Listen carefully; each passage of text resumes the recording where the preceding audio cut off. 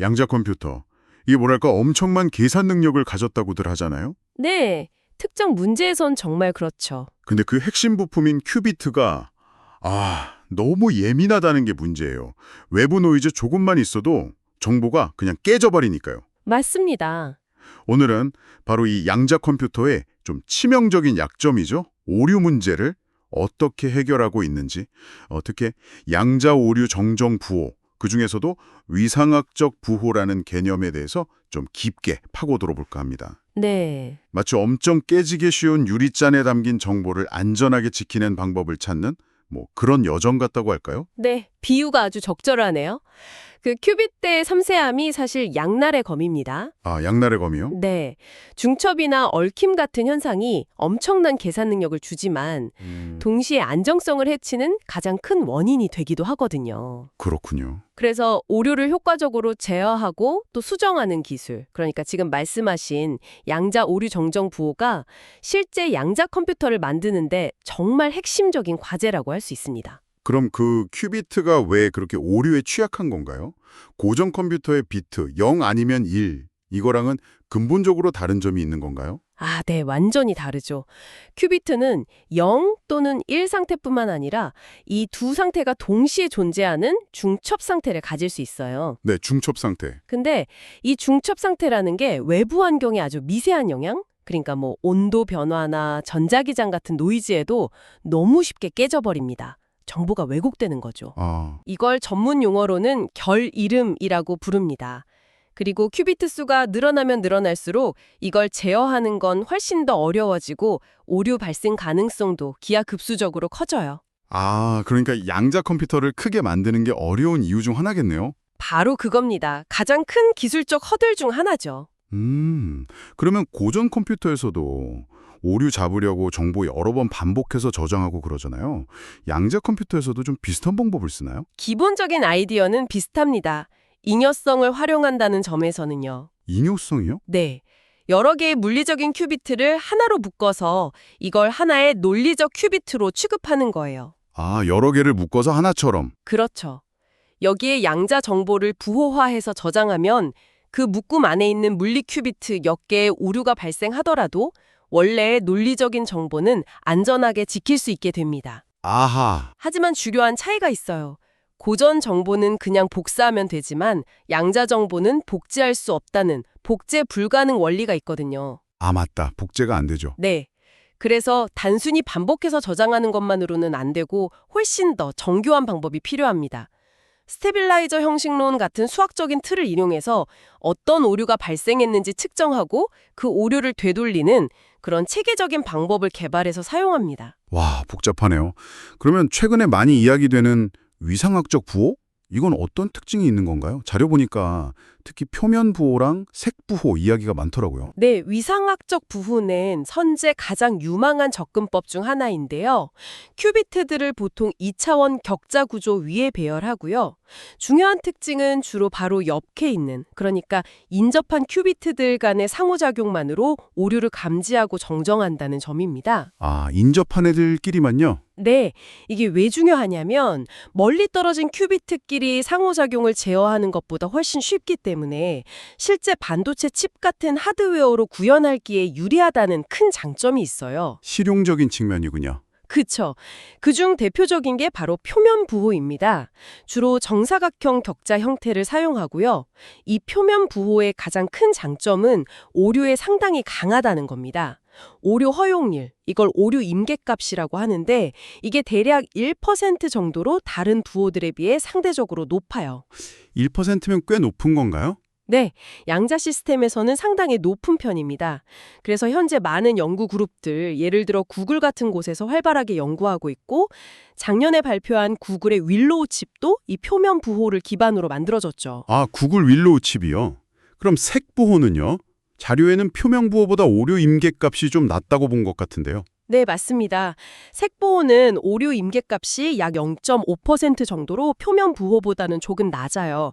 그리고 격자 구조도 좀 다른데 육각형 격자나 혹은 팔각형, 사각형이 섞인 격자처럼 격자의 면을 세 가지 색깔로 서로 겹치지 않게 칠할 수 있는 그런 특별한 구조를 사용합니다. 구조가 더 복잡하군요. 그런데 왜 임계값이 낮은데도 연구를 하는 거죠? 아, 그건 색보호만이 가진 아주 결정적인 장점 때문입니다. 어떤 장점인데요? 바로 특정 중요한 논리 연상, 예를 들면 하다마드 게이트 같은 것들을 매우 간단하게 수행할 수 있다는 점이에요. 간단하게요. 네, 이걸 횡단적 트랜스퍼설이라고 표현하는데요. 이게 무슨 뜻이냐면 논리 큐비트를 구성하는 각 물리 큐비트에다가 그냥 똑같은 기본 연산, 게이트를 개별적으로 적용하기만 하면 전체 논리 큐비트에 우리가 원하는 복잡한 논리 연산이 딱 이뤄진다는 거예요. 와, 그건 정말 효율적이겠네요. 표면 보호는 그게 안 되나요? 표면 보호에서는 이런 횡단적 방식으로는 하다마드 게이트 같은 중요한 연산을 구현하기가 어렵습니다. 훨씬 더 복잡한 과정을 거쳐야 하죠. 예를 들어 격자 수술, 레티스 서주리 같은 다른 방식을 쓰거나 아니면 마법 상태 증류라는 자원 소모가 큰 기술을 이용해야 해요. 아하. 그러니까 색 부호는 특정 연산에 있어서는 훨씬 효율적일 수 있다. 이런 거군요. 그렇죠. 연산 효율성, 특히 특정 게이트 구현의 간결함이 색 부호의 큰 매력입니다. 물론 오류 임계값이 낮다는 단점과 상쇄되는 장점이죠. 그런데 아까 자료에서 정말 흥미로웠던 부분이 이 양자 오류 정정 부호의 성능을 분석하는데 고전 물리학 특히 통계 역학 모델을 사용한다는 점이었어요. 전혀 다른 분야 같은데 어떻게 이게 가능한 거죠? 네, 저도 처음 접했을 때 정말 기발하다고 생각했습니다. 양자 오류 정정 부호의 성용, 특히 얼마나 높은 오류율 P까지 견딜 수 있는지, 즉 오류 임계값을 알아내는 것이 굉장히 중요한 문제인데요. 네, 중요하죠. 이 복잡한 양자 시스템의 문제를 놀랍게도 고전 물리학, 그중에서도 자석 같은 물질의 상전이 현상을 연구하는 통계 역학의 스핀 모델, 예를 들면 이직 모델 같은 것으로 변환해서 분석할 수가 있습니다. 양자 문제를 고전 스핀 모델로요. 어떻게 연결되는 거죠?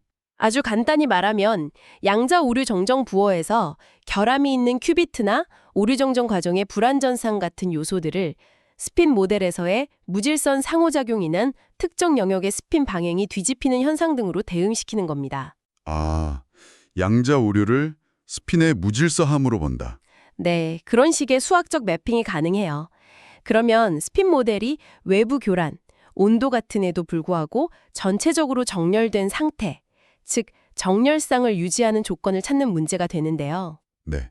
이 조건이 바로 양자 오류 정정 부호가 오류를 효과적으로 제어하고 정보를 보호할 수 있는 조건에 해당하게 됩니다. 스핀 모델이 정렬 상태를 유지할 수 있는 임계 온도 같은 것을 계산하면 그게 바로 양자 오류 정정 부호의 임계 오류율, PC와 연결되는 거죠. 와, 정말 놀라운 발상이네요. 그렇죠. 여기서 니시모리 선이라는 특별한 개념이 등장하는데 이게 양자 오류율 P와 스핀 모델의 온도 T 사이에 정확한 관계를 제공해줘서 임계 오류율 PC를 계산하는 데 도움을 줍니다. 이런 계산에는 몬테카를로 시뮬레이션 같은 강력한 통계 역학 계산 기법들이 활용되고요. 실제로 표면 보호의 김계값 약 1%, 색 보호의 약 0.5% 같은 값들이 이런 방법을 통해 정밀하게 계산되었죠. 대단하네요. 그럼 최근 구글이 이 색부호 관련해서 또 중요한 연구 결과를 발표했다고 들었는데요. 어떤 내용인가요? 아까 말한 그 하다마드 게이트 속도가 1000배 빨라질 수 있다는 이야기인가요? 적인 계산 결과이긴 하지만 색 부호를 사용하면 방금 말씀드린 그 횡단적 연산의 장점을 활용해서 특정 양자 알고리즘에 필요한 하다마드 게이트 연산 속도를 기존 표면 부호 기반 방식보다 최대 1000배까지 높일 수 있다는 가능성을 제시했습니다. 1000배요? 엄청난데요. 네, 물론 이론적인 수치이고 실제 구현에는 여러 어려움이 따르겠죠. 색부호 자체가 오류를 찾고 해석하는 알고리즘, 디코더가 표면 부호보다 더 복잡하다는 단점도 있고요. 알고리즘이 복잡하다는 단점? 하지만 구글은 이 복잡성 문제를 해결하기 위해 그 알파고로 유명한 딥마인드의 인공지능 기술, 예를 들어 알파 큐빗 같은 강화학습 기반의 AI를 활용해서 효율적인 디코더를 개발하려는 시도를 하고 있습니다. AI로 해결한다고요? 네, 그런 가능성을 모색하고 있는 거죠.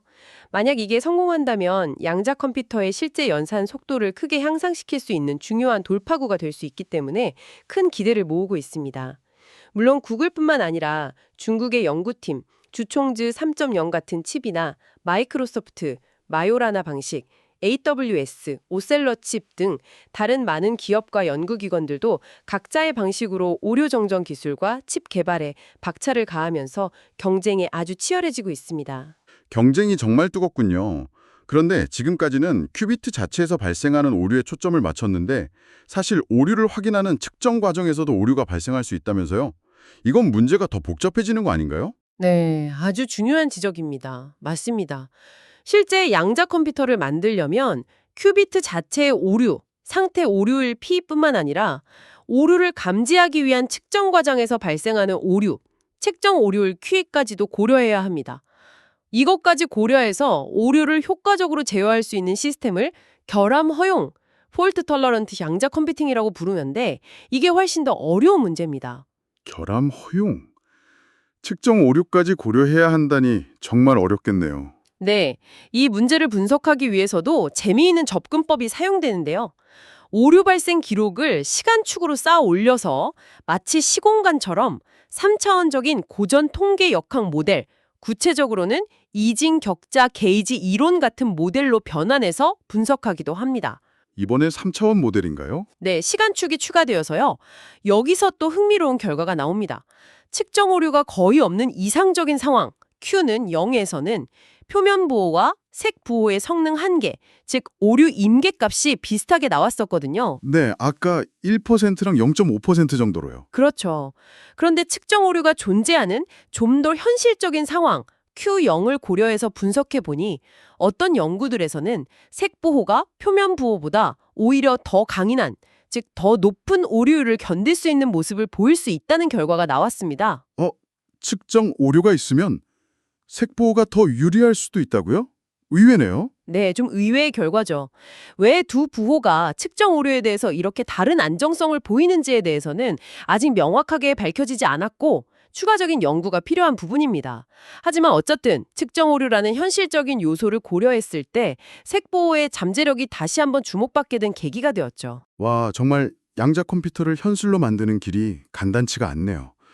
큐비트 오류라는 근본적인 문제부터 시작해서 그걸 잡기 위한 정교한 오류 정정 부호 설계, 심지어 그 오류를 확인하는 측정 과정의 오류까지 다 고려해야 하니까요.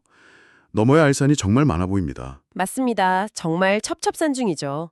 하지만 오늘 우리가 살펴본 것처럼 위상학적 부호라는 아주 영리한 아이디어를 고안해내고 또 그걸 분석하기 위해 전혀 다른 분야인 고전 통계 역학 모델을 창의적으로 활용하는 등 과학자들의 놀라운 직접 노력이 계속되고 있습니다. 네, 그 연결은 정말 대단했어요. 그렇죠.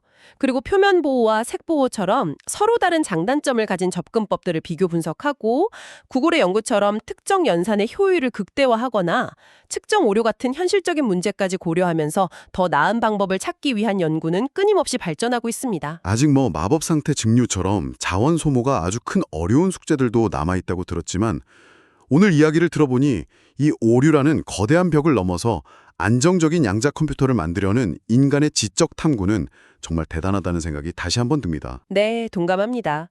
도전적인 과제임은 분명하지만 그만큼 흥미진진한 연구 분야이기도 하죠. 이 치열한 경쟁과 끊임없는 연구 속에서 또 어떤 혁신적인 아이디어가 나와서 우리를 놀라게 할지 앞으로의 발전을 지켜보는 것도 정말 흥미로울 것 같습니다. 오늘 심층 분석 감사합니다. 네, 감사합니다.